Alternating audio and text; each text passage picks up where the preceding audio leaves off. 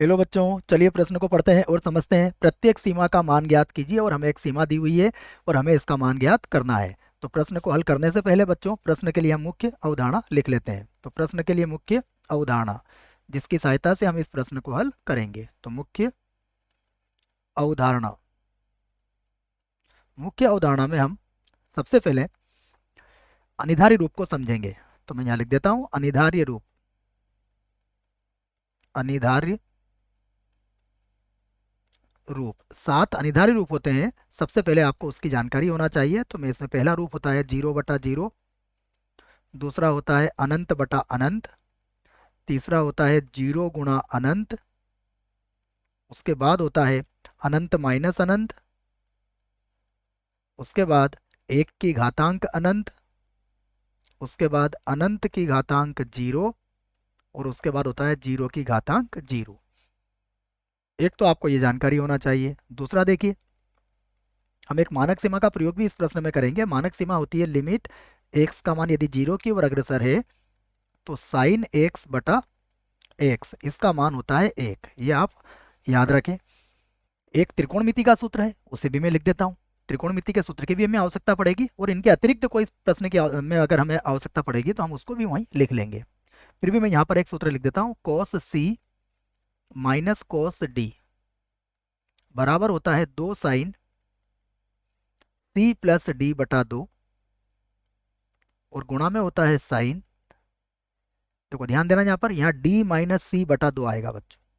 तो यहाँ D minus सी होता है। आइए प्रश्न में दी गई सीमा को हम लिखते हैं। तो जो सीमा है उसे देख लेते हैं पहले। यह है हमारे पास लिमिट एक्स का मान 0 की ओर अग्रसर, यहाँ मैं कोष्टक लगा देता हूँ। यह है sine alpha plus beta x, उसके बाद प्लस यहाँ पर है sine alpha minus beta x, उसके बाद है साइन 2 अल्फा एक्स, और गुणा में कितना है एक्स। और जो पूरे के बटे में है वो भी हम देख लेते हैं। पूरे के बटे में लिखा हुआ है कॉस, और यहाँ पर है 2 बीटा एक्स, और माइनस का है कॉस 2 अल्फा एक्स। अगर आप इसको ध्यान से देखें तो ये जो सीमा है हमारी, ये सीमा कौन सी है? यदि आपने x का मान 0 रखा तो ऊपर भी 0 आ जाएगा, नीचे भी 0 आ जाएगा। अर्थात ये जो सीमा है, इस सीमा का जो रूप है वो कौन सा रूप हो गया? इस सीमा का रूप है 0/0 रूप। ये याद रखें आप, इस सीमा का 0/0 रूप है। इसका अर्थ यह हुआ कि यह अनिर्धारित रूप हो गया 0/0 रूप वाला। इसका अर्थ होता है कि अभी हम सीमा का मान ज्ञात नहीं कर सकते, हमें सीमा को आगे हल करके इसका उचित मान ज्ञात करना पड़ेगा। तो हम क्या करते हैं, देखिए, जो इसका हर है उसमें मैं ये सूत्र लगा दूंगा कॉस सी माइनस कॉस डी का, और बाकी जो है वैसे ही लिख दूंगा। तो यहाँ मैं बराबर लगा देता हूँ।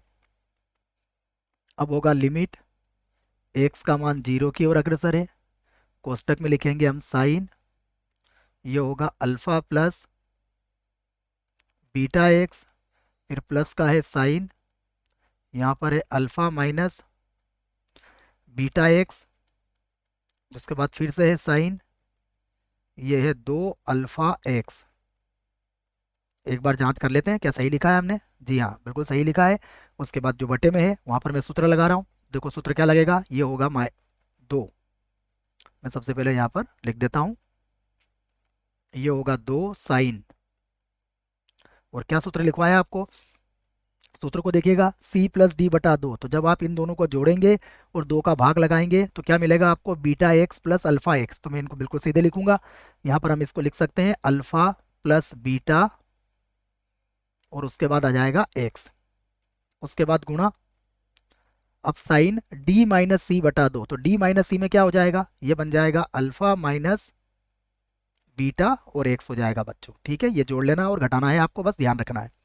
अब हम यहाँ पर मानक सीमाओं का प्रयोग करेंगे और इस प्रश्न को हल करेंगे। तो देखिए अब हम क्या करने वाले हैं। लिमिट एच का मान 0 की ओर अग्रसर।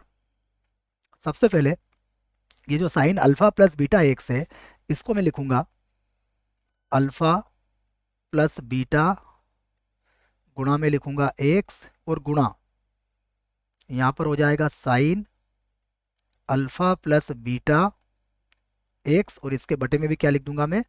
अल्फा प्लस बीटा और गुणा एक्स, क्योंकि मैं यहाँ पर मानक सीमा लगाऊंगा तो मैंने इसी का ऊपर और नीचे गुणा कर लिया है।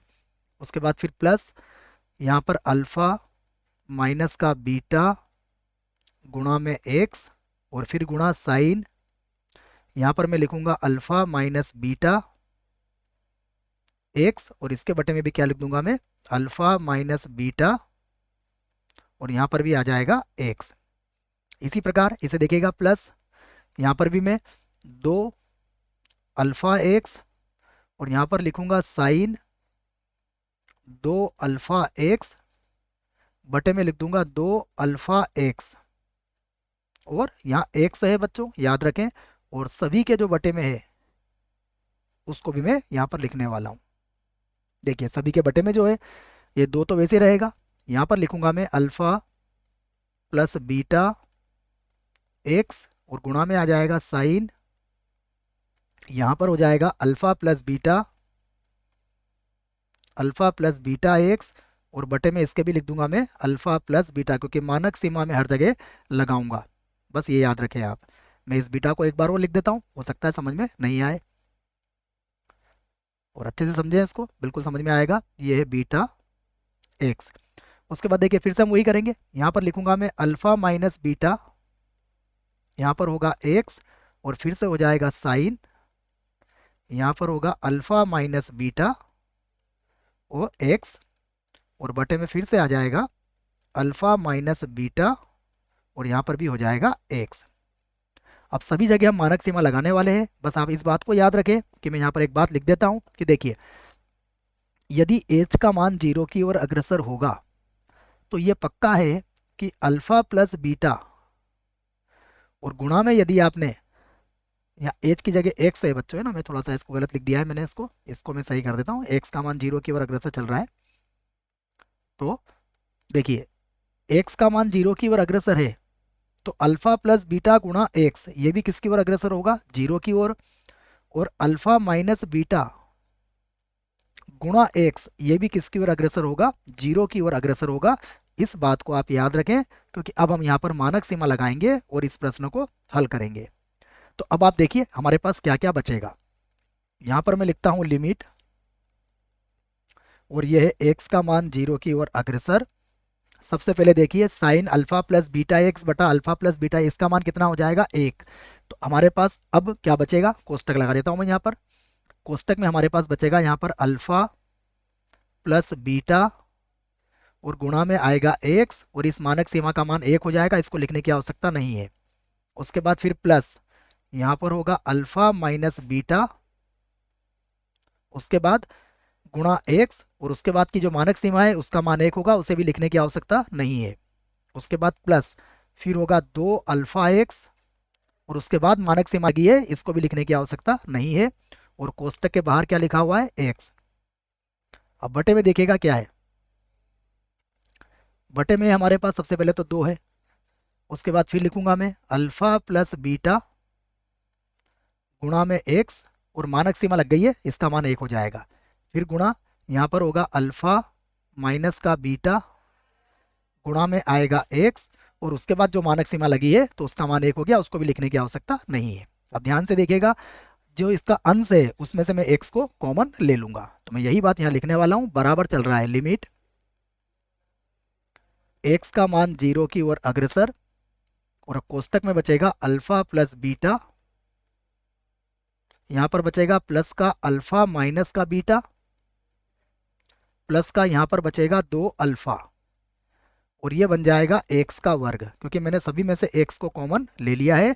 एक बार और इसकी जांच कर लेते हैं हम। देखिए alpha plus beta, alpha minus beta और 2 अल्फा बचेगा और एक्स की घात 2 हो जाएगा और नीचे हो जाएगा 2 एक्स का वर्ग, यहाँ पर होगा 2 एक्स का वर्ग और ये सूत्र बन गया, तो सूत्र की सहायता से इसको लिख सकते हैं अल्फा का वर्ग माइनस बीटा का वर्ग। अब यहाँ पर अगर आप ध्यान से देखोगे तो एक्स के वर्ग से एक्स का वर्ग कट जाएगा। अब लिमिट का कोई फायदा नहीं है क्योंकि एक्स तो हट ही चुका है, तो अब हम इसे हल कर लेते हैं। देखें यहाँ पर क्या बचेगा हमारे पास, तो आप ध्यान से देखोगे तो बीटा से बीटा कट जाएगा, 2 3 और एक 4 अल्फा हो जाएगा यहाँ पर, तो यहाँ पर हो गया 4 अल्फा और तो कुछ बचा नहीं है, और बटे में है 2, यहाँ पर है अल्फा का वर्ग और माइनस यहाँ पर है बीटा का वर्ग। 2 से इसे भी काट दीजिए। अब जो बचेगा वही हमारा उत्तर होगा। ये हो जाएगा 2 अल्फा और बटे में है अल्फा का वर्ग और माइनस बीटा का वर्ग। और यही हमारे प्रश्न का उत्तर है। आशा करता हूँ आपको इस प्रश्न का उत्तर समझ में आया होगा। धन्यवाद।